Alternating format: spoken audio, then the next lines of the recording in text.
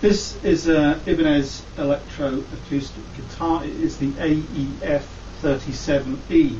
It's finished in a rather lovely sunset gold. The tuners are sealed Grover tuners, I believe, with large kidney-shaped knobs. A larger tuning knob is actually an advantage. It gives you a greater, finer control over the fine tuning. The headstock and neck are both mahogany, but the headstock is faced in a quilted maple, which matches the body. The neck is quite slim, as you'd expect from anything with Ibanez on it. There is a high quality neck attached to this instrument.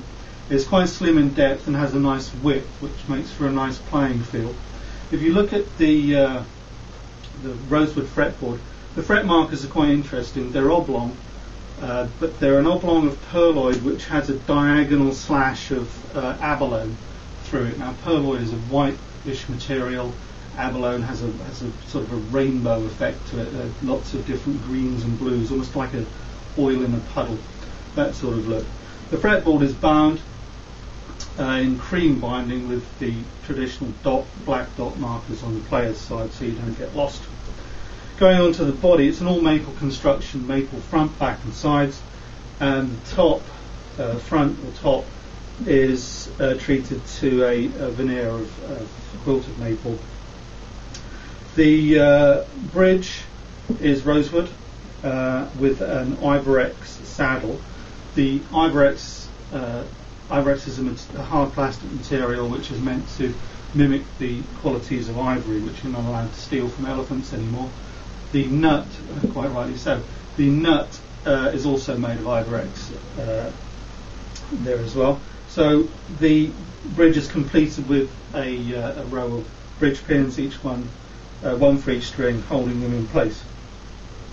The rosette is rather nice. There's an outer concentric circle of pinstripes and then a very thin circle of abalone, which is contained within pinstripes of its own. The front and back of the guitar are bound with cream, and the edges are given a detail of pinstripe there, which gives them some definition. Now, the guitar is loaded with B-band technology. In this case, it's the B-band UST pickup, and that feeds through to a Ibanez SRT-N preamp, which sits on the top here. I might like to just show you that. It's unlike most other control panels that have sliders. This has rotary controls that lie outside of the control panel oblong, so you can. It's easy to adjust them. On here, you have an inbuilt tuner, which is nice. You also have a phase switch, which you can reverse phase if you've got some troublesome hum or feedback that you need to.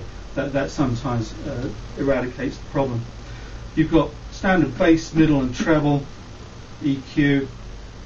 And you've got volume control, obviously, but there's also something called a notch frequency, and what that does as you spin it round is it sweeps through the frequency and removes a very small slither of the frequency that you're passing through.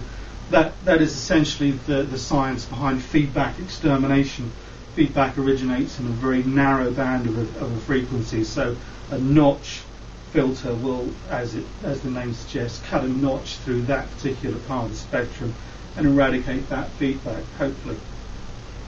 So you'd only be using that in high volume situations where feedback is starting to trouble you. Finished off with the volume control, and it's all sitting quite conveniently here on the lower part of the top edge.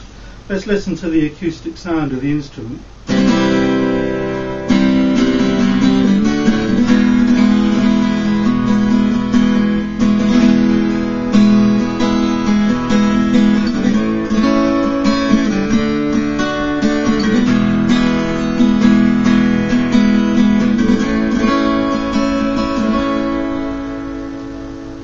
It's a nice balanced tone, nice silky voice to this guitar, but it is built primarily for amplification, so that's maybe what we should do with it next.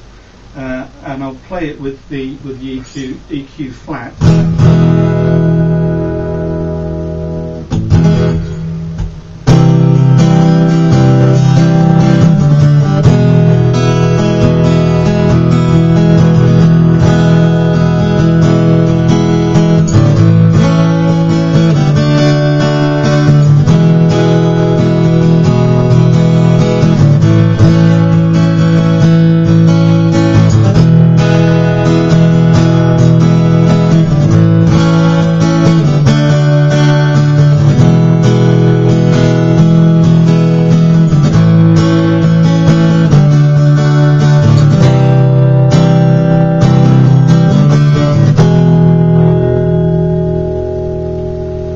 notch frequency, I can't really demonstrate that because I can't really get any sort of volume in this environment. Notch frequency will change the tone. You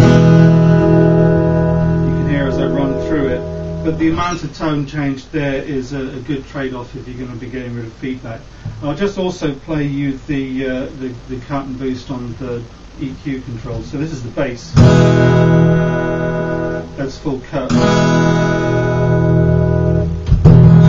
That's full boost. The middle, full cut. Full boost. Treble. Full cut. Full boost. I'm largely impressed with Ibanez preamps. The EQ does have a wide range.